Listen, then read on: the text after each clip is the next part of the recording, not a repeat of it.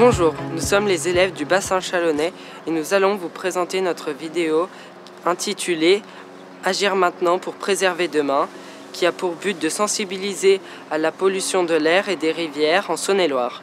Bon visionnage. Ça a été les cours? Ça m'a énervé, j'ai eu un 8 ans SVT ce matin. Mais moi en SVT on a étudié l'écologie et j'ai rien compris, je sais pas ce que c'est que la pollution. Oh, un déchet. Mais qui a bien pu faire ça? Je sais pas.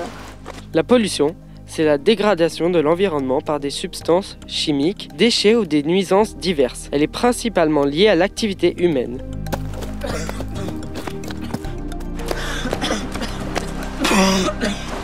J'arrive pas à respirer. Ah bah Quentin, c'est sûrement la pollution de l'air qui t'empêche de bien respirer. La pollution de l'air est en effet dangereuse pour la santé. Elle peut provoquer des difficultés respiratoires, de l'asthme, des cancers, des maladies cardiaques ainsi que des allergies. 3 millions d'êtres humains meurent chaque année à cause de la pollution, soit 5% de la population mondiale. Le sais-tu? L'air est composé de 21% de dioxygène, de 78% de diazote et de 1% de gaz rares et pollution. La pollution de l'air peut provenir du chauffage, de l'agriculture, des transports et des industries. La météo peut également jouer sur la qualité de l'air. Par exemple, si la température du sol est plus froide que celle de l'air ambiant, cela bloque la dispersion des polluants dans l'air. Contrairement à ce que l'on pense, l'exposition à la pollution dans une longue durée, même à faible dose, est plus dangereuse que les pics de pollution.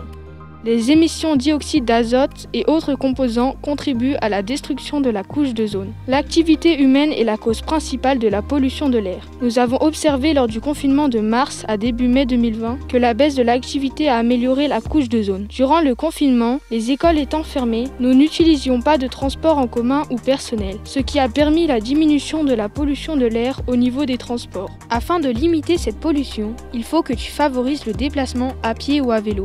Si cela n'est pas possible, utilise plutôt les transports en commun que la voiture. Pour ta santé, aère le plus possible lorsque tu es dans un espace clos. De plus, des entreprises ou associations comme Atmo mesurent la qualité de l'air. Tu pourras trouver toutes ces informations sur le site. Ah, je comprends mieux maintenant. Mais est-ce que la pollution de l'air influe sur la pollution de l'eau? Oui, car la pollution de l'air retombe sur les sols et dans l'eau sous forme de pluie acide. L'eau, quant à elle, est composée de 2 atomes d'hydrogène et 1 d'oxygène. La formule chimique de l'eau pure est H2O. Elle est constituée de gaz dissous, oxygène, gaz carbonique et hydrogène, mais aussi d'azote et parfois de méthane. Elle contient également des substances minérales et organiques et cache des propriétés d'une richesse exceptionnelle.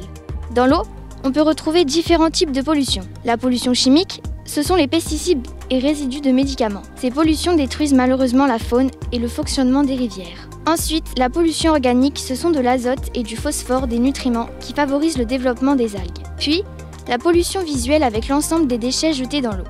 L'homme est à l'origine de toutes ces pollutions, que cela soit en ville avec les rejets d'usines et de stations d'épuration, ou à la campagne avec les rejets agricoles.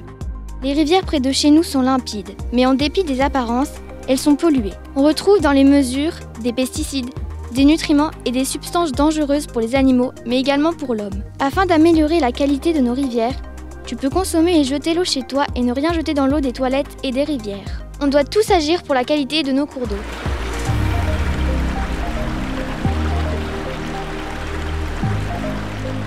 Merci, maintenant je sais ce que je dois faire.